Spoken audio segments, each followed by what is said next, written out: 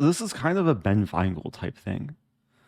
I saw this maybe years ago. Like Ben, I think the site is actually inspired by Ben, right? Can we watch the YouTube video? This is something people have a lot of trouble with. The better you are at chess, the better you are at this, which doesn't even make any sense because there's very little chess skill involved. But you guys have very little chess skill, so I don't see what the issue is. You've probably seen this before, possibly on my stream.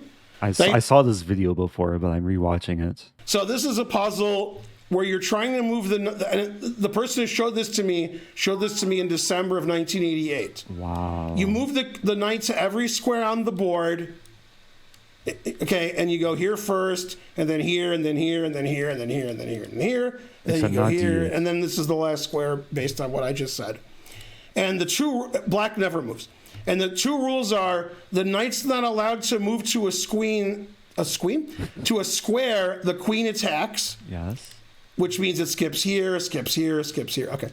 And you can't take the queen. So this is the first square. So you go here. Okay. Then this is the next square. So you go here. You move like a knight. You skip this square because the queen attacks it. You can't do this because the queen attacks that. So you have, okay, so you have to.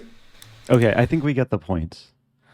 If people didn't understand that, you have to avoid the queen. You can't get eaten by the queen. So this is a site which someone shared a few days ago that basically tests your ability to do this. So basically the knight has to reach f8 and then c8 and then b8, g7, all the way through. I think the final square will be a1.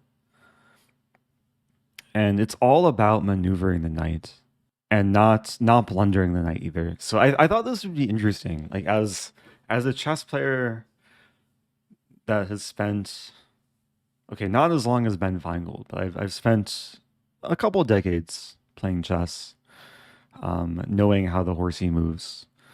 We'll see how long this takes. So let's jump into it. Knight. I think I just started and then the time should start ticking, right? Oh, it's ticking. Okay, f8. There we go. And now e8. Oh dear. So I have to move here. Wait, let me just try and do this as quickly as possible. E8.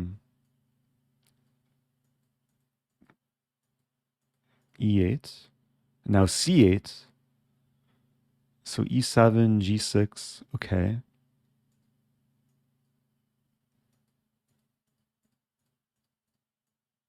And now b8.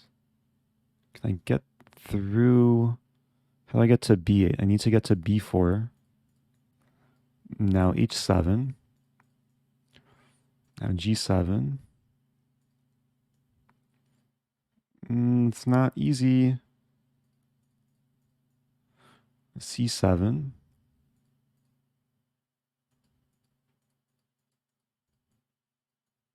Now a7.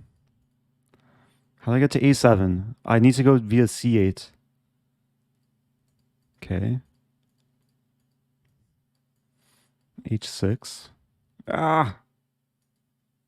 This can be frustrating. Ah! I think I blundered it once, but it should be okay. It doesn't penalize me, I don't think. g6. It's all about the speed. f6. Now b6. Wait, how do I get to b6? Via a4. a6. h4. Oh, wait. h4. And now g4. f4. b4.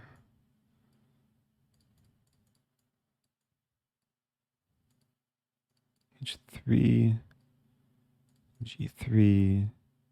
e3. c3. a3. H2. I'm getting closer. Ah.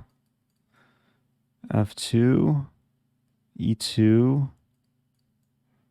C2. B2. G1. I blundered it again, but that's okay. Okay, E1, C1, B1, and then A1. Let's go. Okay. I uh I got less than 3 minutes. I think there were a couple moves I left it hanging, but it just prevents me from playing those moves. So I'm actually curious, like how people would fare with this. If there's any like new chess players watching that knows, of course, most people know how the horsey moves, but how difficult this would be for other players. So I'll leave a link in chat if people want to try this. This might be its own YouTube video. This will probably be its own YouTube video. So actually, if you're watching in the future on YouTube, I'll leave a link in the video description. And yeah, let me know if you're able to like do the whole thing, how long it takes, how you feel about something like this. And yeah, I hope this content was interesting.